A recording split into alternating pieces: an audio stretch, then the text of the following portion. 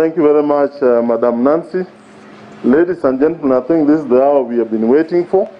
It is therefore my humble privilege to invite the CS Minister of Education, Professor George Magoha, to come and make his remarks and release the 2020 KCSE exam results. Karibu sana waziri.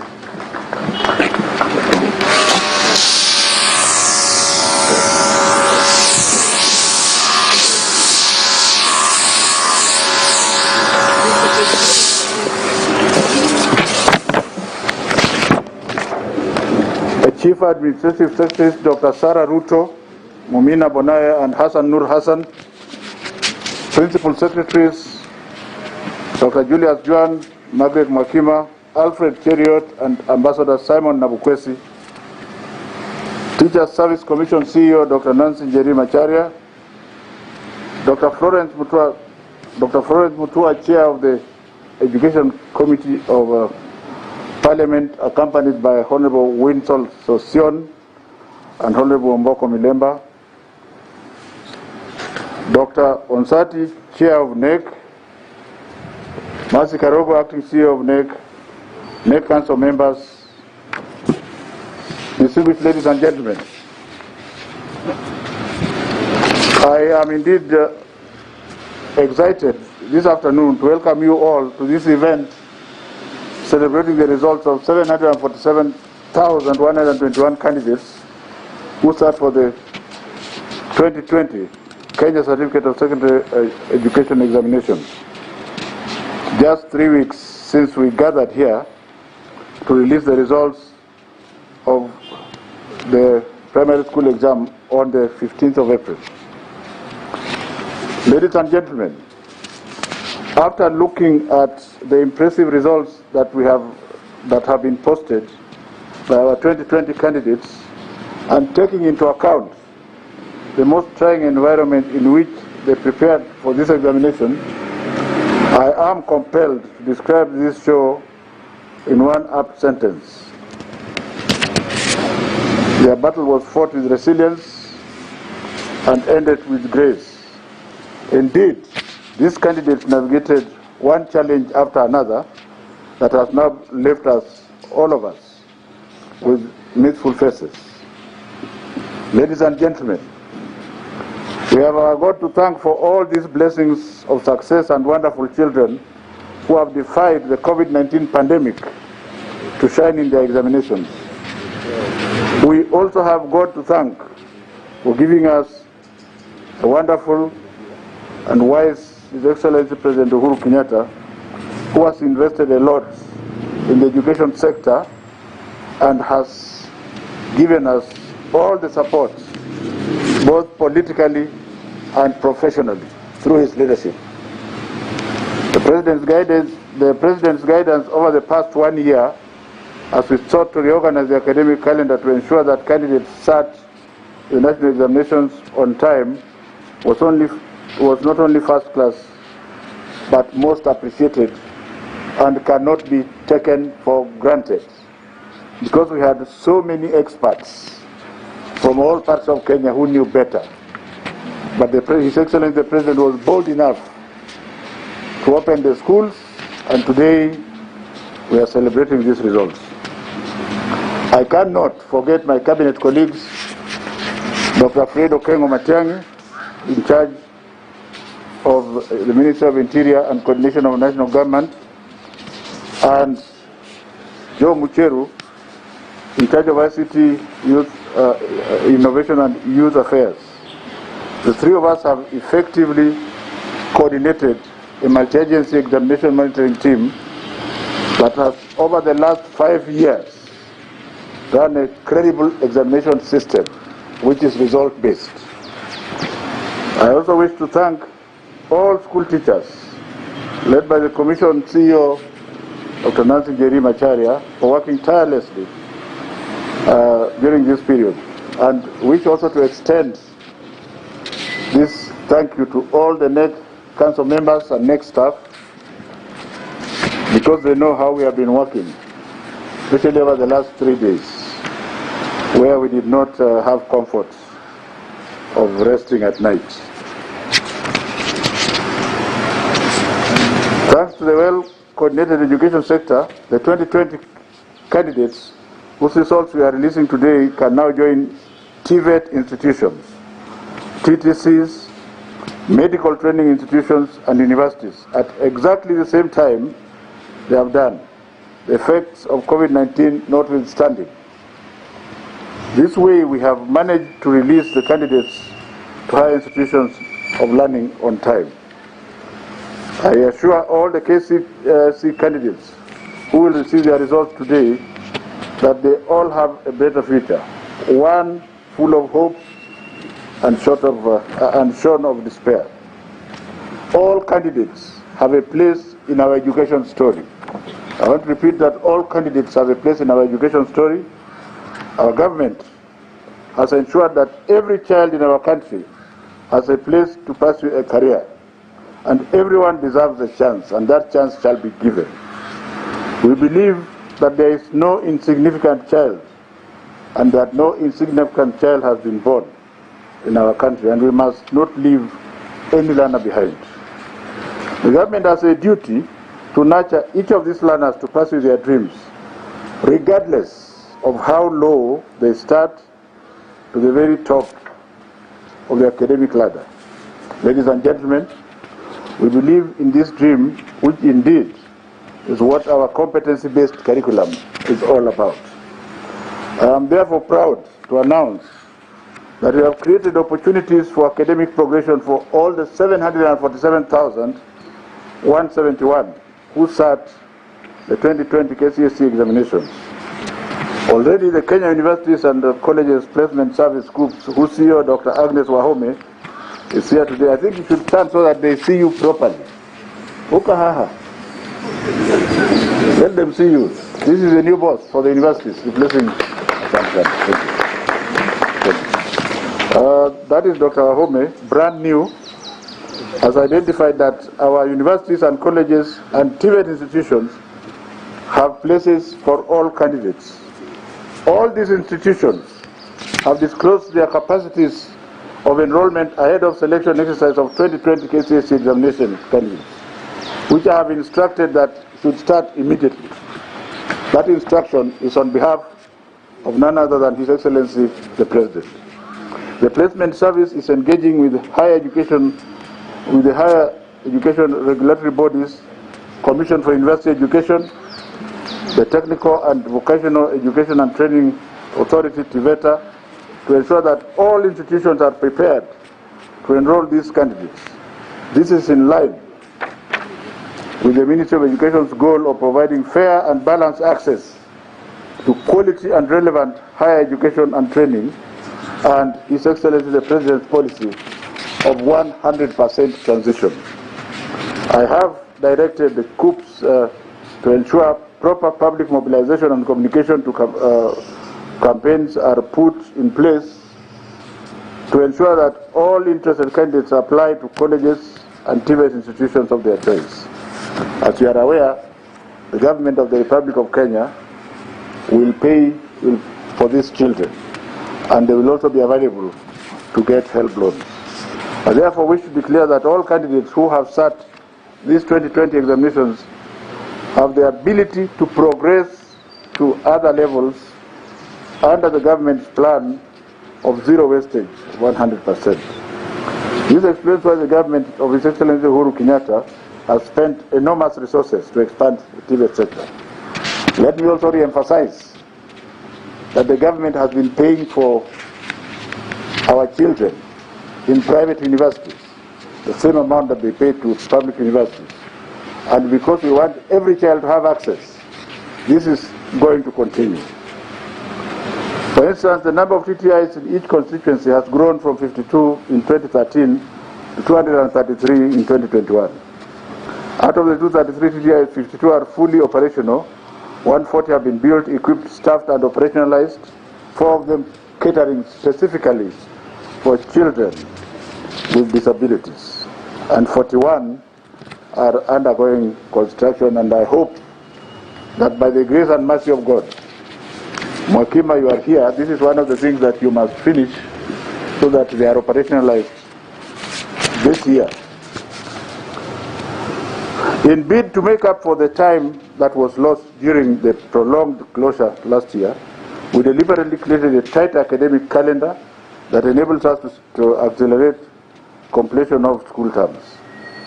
Schools that have opened for 2023 term today are expected to close on the 10th of July and proceed on a week-long holiday, and then, and only then, shall we start a new year. That new year, ladies and gentlemen, entails the rollout of CBC Grade 5. And for the avoidance of doubt, we shall all roll out Grade 5 together, whether you are in private school or public school. Like I said the other time, there's only one government. Upshot of this accelerated calendar will be that we will have 5 examinations this year. The 2021 KCPE and KCSE will be held in March 2022. So the members of the media should stop labeling the examination we are releasing as 2021. That examination is being set now. The one that is being released is 2020. So even as you go ahead and discuss this, it is for the year which has not ended, which is 2020, which will end in July. In December 2022, we will administer another examination. Hopefully I will not be there, but we shall have planned for everything, so that whoever is going to take over from us should have a seamless effort. We had tried to avoid this, but I think since it is one country, and we must remember that the world is a stage, and when you are given a job, you don't get attached to it. You just do what you have to do and ensure that when you leave, whoever takes over can proceed on from there. That is the year that in December next year, that will be the year that we shall do the grade 6, the first grade 6 summative examination. As you are aware, His Excellency the President has sworn in a permanent secretary specifically to midwife the competency-based curriculum changes, the CBC, which basically means that this will be done without any problem. We are therefore about to come face to face with the historic examination session next year, which means that we must start preparing for the 5 examinations. I therefore wish to urge all our stakeholders, and especially those in the unions, to very kindly work with us as they have done so in the past, and the multi-agency team on the examination to tighten their belts and to prepare to confront the 5 impending examinations. Yet, I know dressing up such challenges is the team's stock in trade, and therefore it shall be done. The government, through the Ministry of Education, has opened the door to applications for the government 9,000 odd scholarships under the Elimu Scholarship Program. This program started in 2019 and was originally meant for 110 sub-counties, but again through the wisdom of His Excellency the President, we expanded it to children in urban slums and informal settlements. And I have since then learned that the greatest number of poor children in this country reside in those areas. The application is ongoing. I would like to encourage everybody who feels it should be considered to apply. We are being assisted here by Dr. James Mwangi, who has a track-proven record of administering such scholarships. The value is 2.5 billion for another 9,000, and we are hoping that 30% of this will go to urban slum children and children in informal settlements. During the 2020 KCSE examinations, 747,161 candidates sat for the examination compared to 697,222 of the previous year. This represented an increase of 6.6%, equivalent to 49,939 candidates. Of the 7,167 candidates who sat for the 2020 examinations, 380,327 were male, while 366,834 were female, representing 50.90 and 49.10. That is gender parity as far as I am concerned, and we wish to thank the government of His Excellency President Kenyatta for achieving gender parity, because they have had continuously more and more girls coming to sit for examination. As a matter of fact, in 15 counties, more females enrolled than males. And the 15 counties are Taita Taveta, Kwale, Nyandarua, Nyeri, Kirinyaga, Murang'a, Kiambu, Machakos, Kitui, Nandi, Meru, Elgeyo, Marakwet, Kakamega, Vihiga, and Kisumu. The counties with a high gender disparity in favor of the male include Mandera, Wajir, Garissa, Turkana, and Homa Bay. When I looked at these figures very closely, except for Homa Bay, there was almost 1 to 2 disparity. And therefore, I'm going to instruct the field officers in these counties to find out what is happening to the girls there. Are they marrying them too early and covering up under culture? And if that is so, we must bust it and make sure the girls go to school. Marriage can wait at least for another 4 years. I have also asked the Director of Quality Assurance, Dr. Start so that they see, because people keep asking, quality assurance. This is the Director of Quality Assurance, and she has capacity of sleeping inside a marking center for 48 hours. What nonsense are you looking for? Please sit down. Quality assurance and standards to investigate the cause of low female candidates. You know, some people want bodies who cannot do the work. I identified Dr. Gaturu from the field. Nobody introduced me to her. And I was not even a minister then. I was just an ordinary chair of NEC. Turkana County had the highest number of overage candidates, while Bungoma County had the highest number of underage candidates. The underage candidates are the ones who are 16 and below. But excuse me please, they have performed very well, so don't touch them. Subject performance in 20, don't hold a child back because the child is underage. You will see that they deserve, I'm going to show you soon. In the 2020 KCSE examination, 19 subjects recorded significant improvement in performance compared to 16 subjects of 2019. There was no significant change in 2 subjects.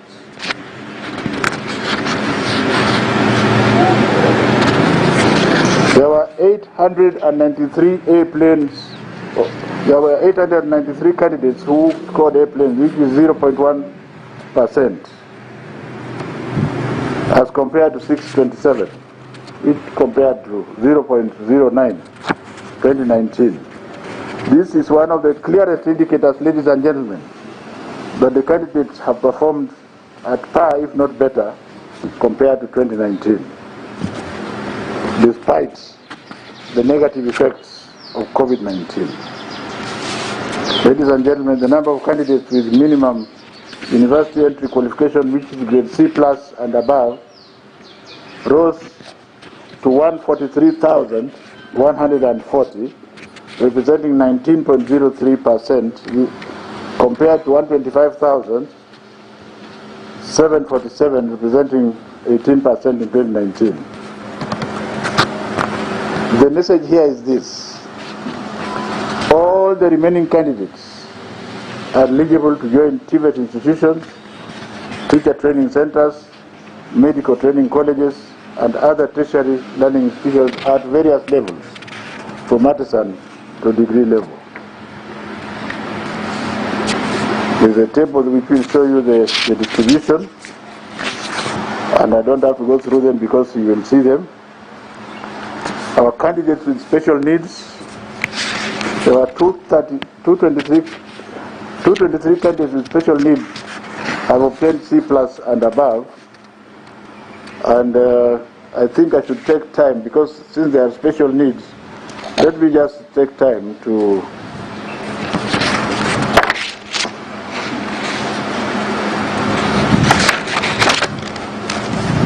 this is an improvement as compared to the 127 of last year, which was 7.6%. The most improved candidates, and the message we want to give here, there's this myth which is totally misplaced. Like right now I have over 5,000 requests. They all want to go to 3 schools, 3 male and 3 female, and I look at it and I just laugh. Yet there are students who have scored below 200 and they are going to university from sub-county schools.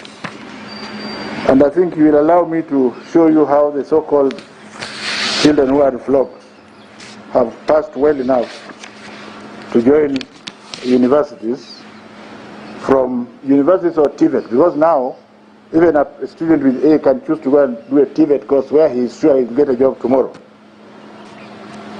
And I want to start with one who is from a sub-county school. The name is Cheriot Bet Dennis, Kimargis Secondary School. The sub-county school is somewhere in the country. He has moved from 190 to a B minus, so he's assured comfortably of a university space. The next one is Maluti Tom Miti from ordinary 199, and he's got a B minus also from St. Teresa's Secondary School in Bikeke, the sub-county school.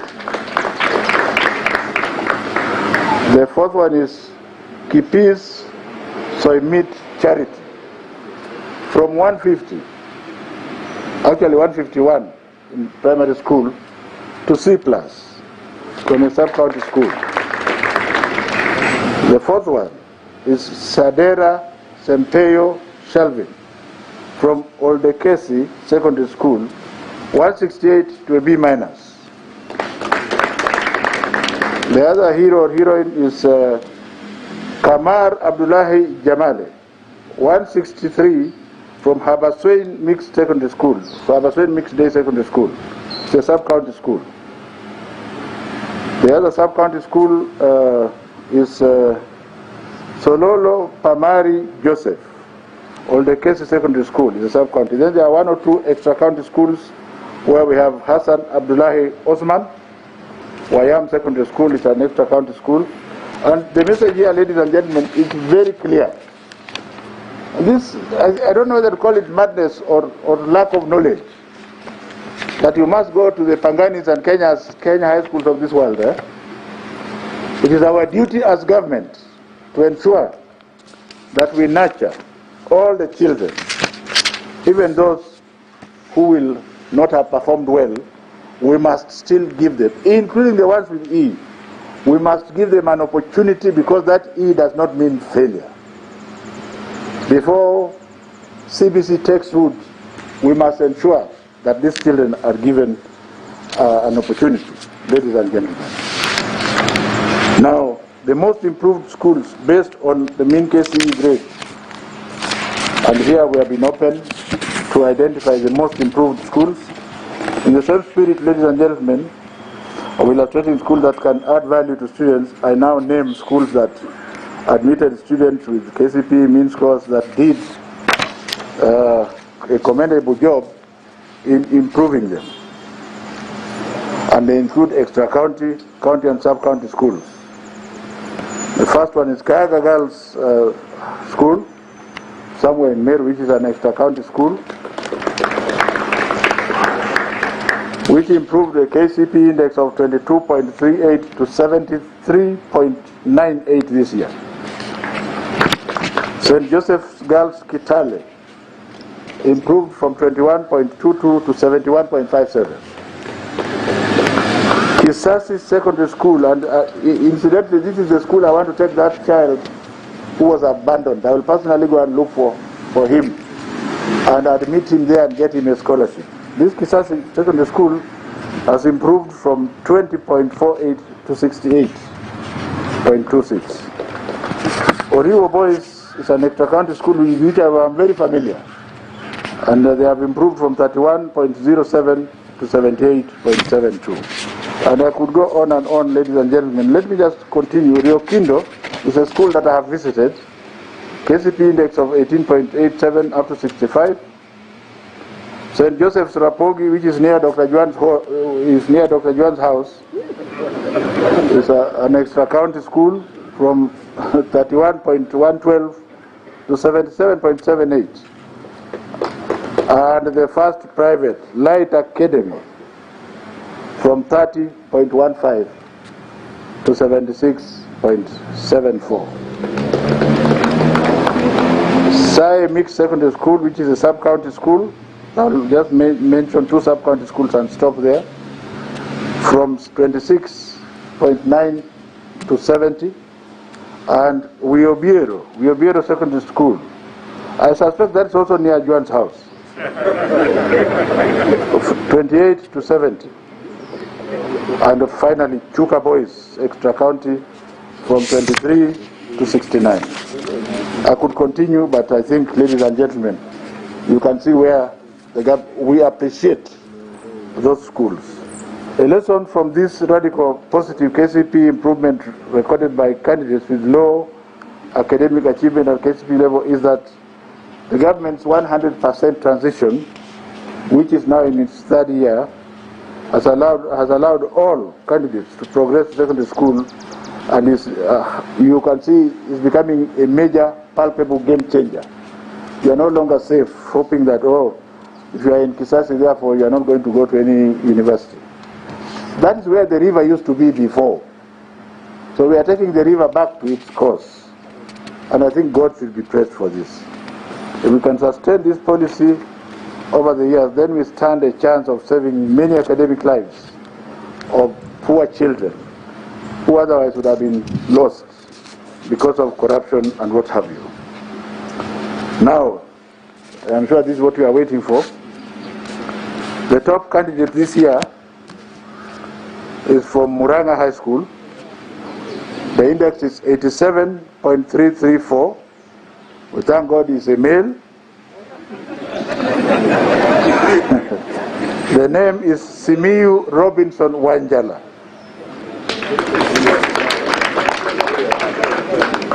The second one is again from an non-entity called Agoro Sare High School, somewhere.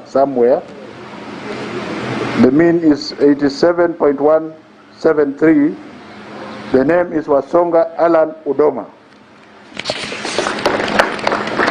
The third one now follows the normal tradition. Sharon Chepngeno Terer, female, 87.173, the Kenya High School.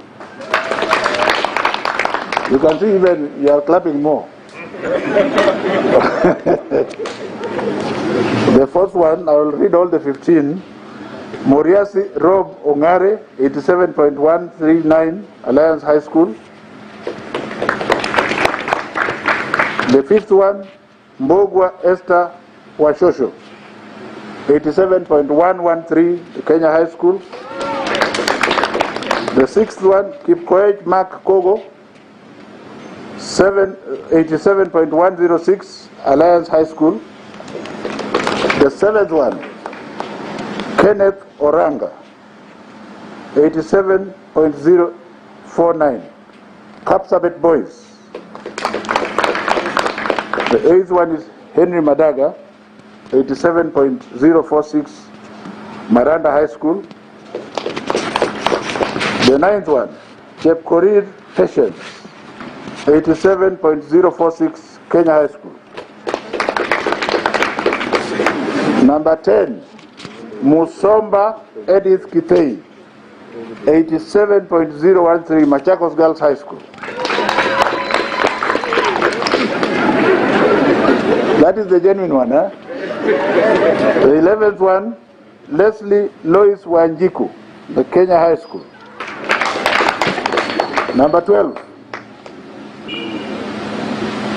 Ilron George, 86.970, Kapsabet Boys. Number 13, Kibrono Howard, Maranda High School. Number 14, Jelimo Debra, 86.947, Kenya High School. And number 15 and last, Buluma Daisy Nerima, 86.938, the Kenya High School. Ladies and gentlemen,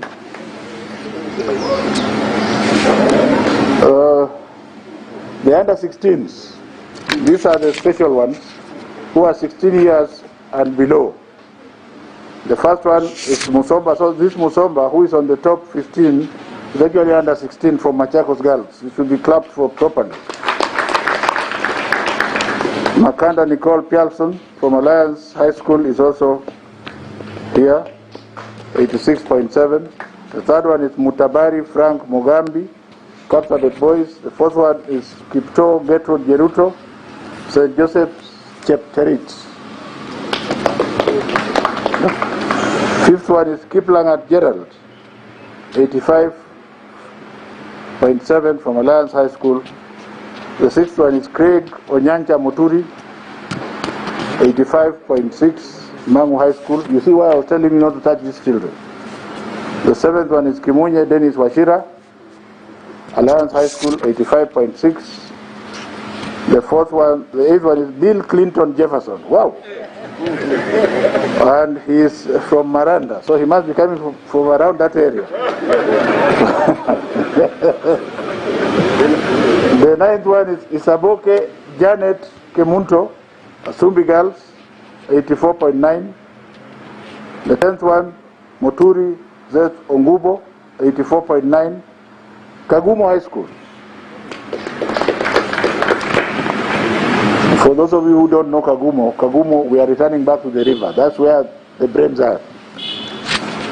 The 11th one is Gateru Sophia Wamboi, Siakago Girls High School, 84.8. 12th, Kitimbo Kefa Kato, Oloitoktok Secondary School, Namungu Asifiwe. Number 13, Rono Sharon Chepkogei, 84.6, Moi Girls Eldoret. 14, Jaden Angela, 84.6, Alliance Girls. And 15 and last, Monda Daniel, Mangu High School. So age is just but a number. That's why you still see me very active. Overall special needs candidates, again, the top special needs person is Kikemoi Miriam Chepleting, 84.8, and A, Moi Girls High School Eldoret. Getugi Edgar Omoke, 83.566, the score of an A-plane, Kisii High School. Nabat Nyariki Ongubo, 81.4, Nyambaria High School, somewhere in, Nyambaria is in Nyamira. Victor Kiplangat, 80.3, A-, M-Pesa Foundation. Give them a big clap. Warwinge Prudence Nyambura, 80.3, St. Anne Secondary School, Lioki. Onyango David Omondi, Maranda High School, 80.3. These are special needs children. You should be clapping for them. If you saw them, how they suffer to do exams, they are not like normal people. Well, they are able to differently, isn't it? Kialo Francis Mutune, 80.3, Makweni Boys. That's better. We know version Chianda High School, somewhere. A-, 80.2. Mwangi Jabes Mwanja, Murang'a High School once again, 80.6, A-. Nganga Wycliffe Ndiki, 80.162, Aquinas High School. Ominde Moses John, 80.1, A-, Maranda High School. Zomo Gloria, 79.3, Moi Girls, Nairobi, A-. 13, Don't worry, these are the heroines. I must treat them all, and you have to wait. Mwangi Caroline Wanjugu, 78.18. Mahiga Girls. Number 14, Kebira Nyakoi Zakaria, 78.019. Friends Kamusinga. That is another school, water is coming back to its level. It's a good school that was submerged by corruption. Museti Stanley. This is the last one. SA High School for the Blind. A minus 77. Ladies and gentlemen, I'll say something about irregularities. Because of the benefactor and wisdom of His Excellency the President, this year we have not cancelled results from any school, but we discussed with him this morning. As we go through forensic activities, we may actually recall results if we find that there was an organized crime. You had CEO, the CEO of the Teacher Service Commission saying that the forensic activities are ongoing. But for now, to cut a long story short, we have cancelled results, very few indeed, from only a total of 287 individuals where we had enough proof that they were very cheeky, having been told. And you can see out of the 287, 211 of them had unauthorized materials in the examination room, including those who wore white shirts and wrote. It's very funny. A child takes time to write in the shirt on both sides. So you see them opening and checking inside. Do you understand? Mobile phones were 45, and we have heard from the CEO, Teacher Service Commission, how cheeky they can be. And let me re-emphasize here, for the avoidance of doubt, that those examination papers are actually security papers. So when you open them, like the teacher who has been jailed, he doesn't know how we caught him. But we shall know once you've clicked on the paper and send it to others. We shall know where that paper was opened, at what time, and in which office. And therefore, I hope he stays in jail for 4 years to scare the others. Impersonation, collusion, and double scripts. These candidates are very lucky, because otherwise we would have perhaps closed about, cancelled about exams from about 20 other schools. But like I've said, we have given the benefit of doubt, and as we continue to check the results, for now they'll get their results. But if we find a very compelling one, we shall go and appeal to His Excellency so that we can actually cancel that result, because that is cheating. I want to complete by talking about female candidates who sat for the KCPE examination in hospitals. As I celebrate, I also want to castigate our parents in the most severe term possible. That our bodies, which we were given by God through His mercy and grace, are temples of the Holy Spirit. And when the hormones are starting to misbehave in your child, by that time you should have told your child how to control the body. In any case, total of a staggering 652 female candidates sat for KCSE examination in hospitals after delivery. They sat successfully and they have got their results. Counties that had the highest number of candidates who sat their examination in hospitals after delivery, the highest is Bungoma, and I want to challenge my PS, my distinguished PS, His Excellency Ambassador Nabukwesi.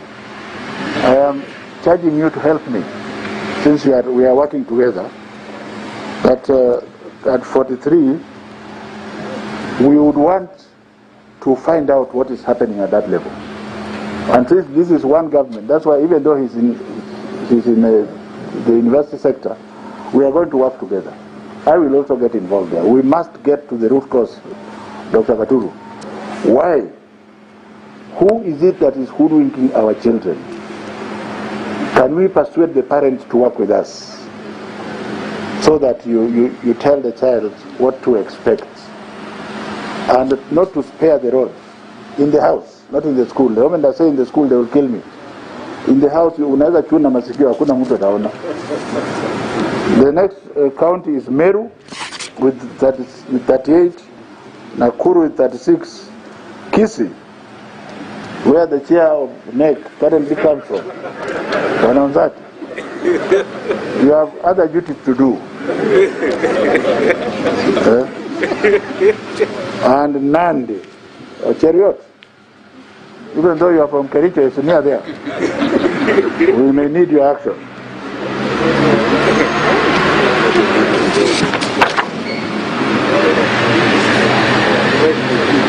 We have noted the number of cases of candidates sitting examinations upon delivery went up in 2020, showing that the long school closure may have contributed.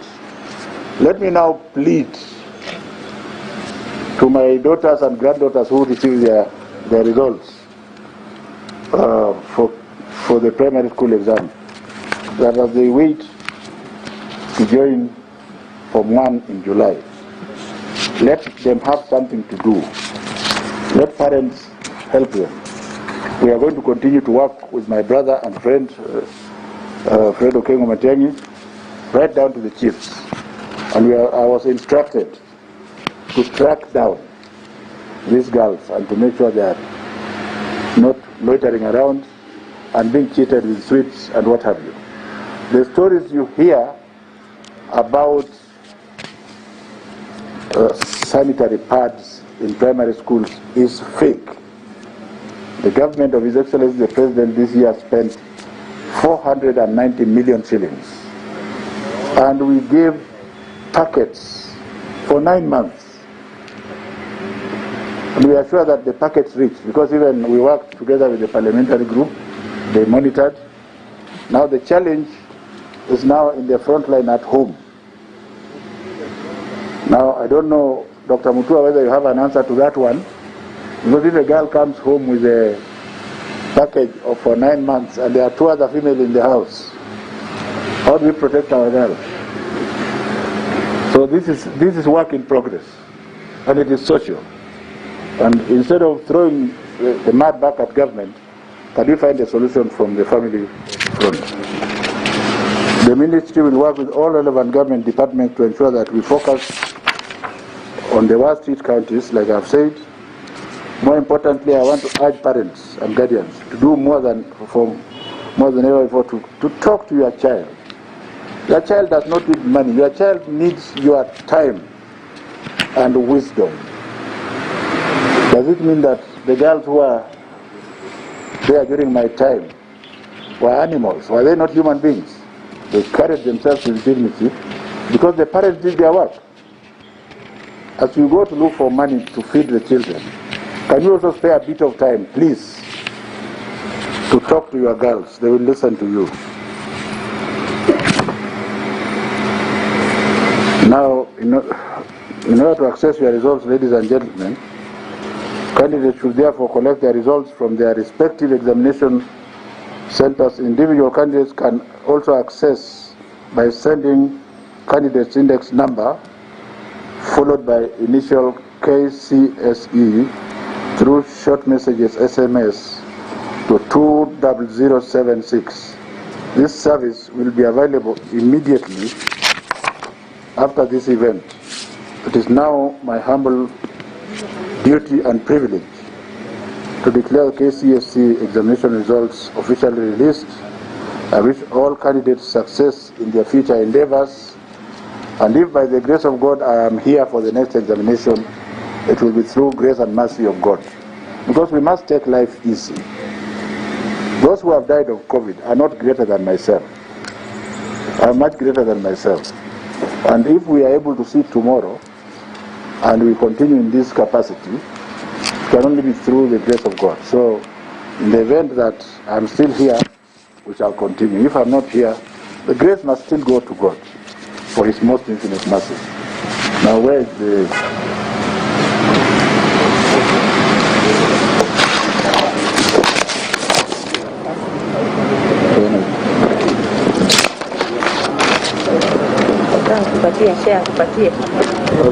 Social distance, come back.